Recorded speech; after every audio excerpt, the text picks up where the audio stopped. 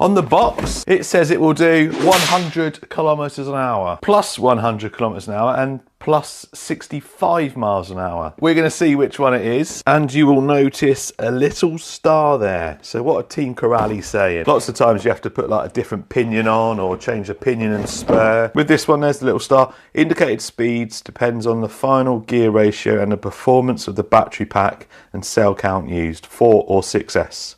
Driving skills are required to obtain maximum speed values. Depends on the final gear.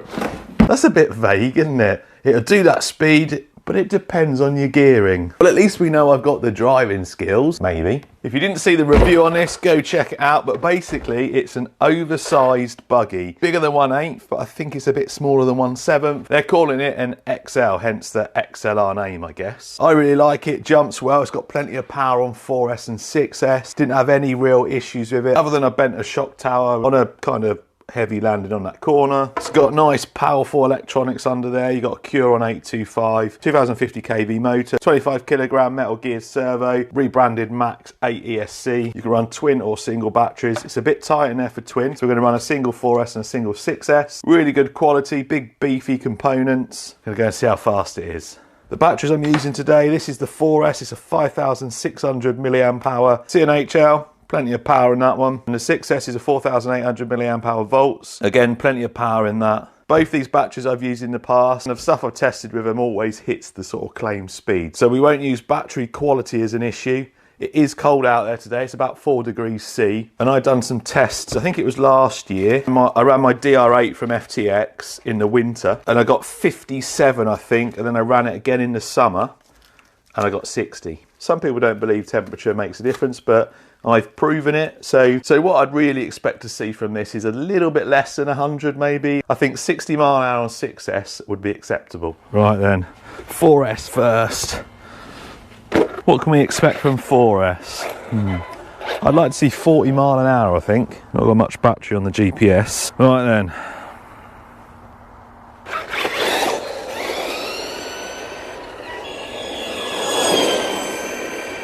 Hmm, 40, questionable. That's full throttle. Make sure that battery's up to temperature. Should be by now, really. Nice long pull.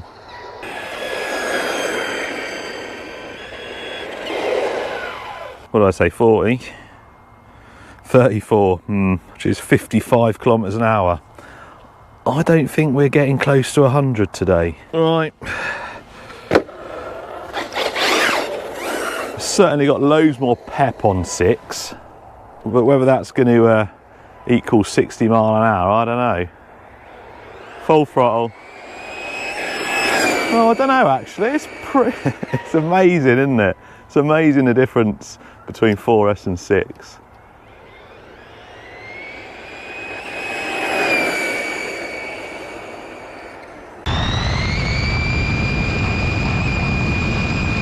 Drives nice and straight.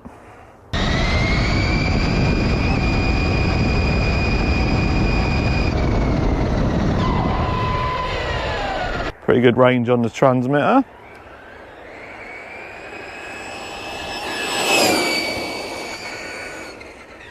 I reckon that's enough.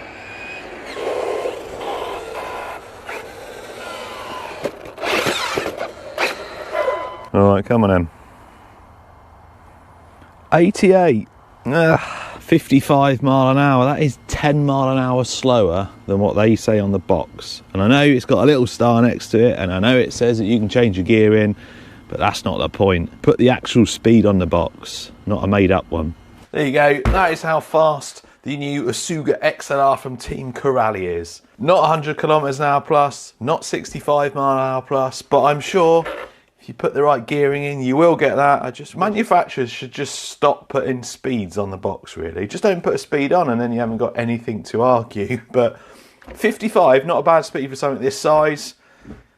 Well, you saw the difference between 4S and 6S. 6S properly wakes this thing up. So I'll leave you now with some extra footage I got from when I was out bashing this. I took it to a pretty weak skate park. You can't really call that a skate park, but took it there, drifted around a bit, done a few little jumps and stuff. if you take this to a proper skate park, a proper concrete skate park, don't act surprised if it breaks. Everything breaks at skate parks. And I don't know whether I want to take this to a proper one. I think it's more at home on a nice dirt track.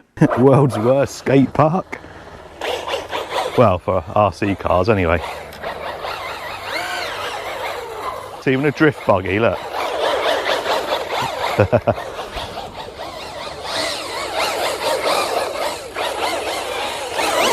Wow, that cleared the mud out.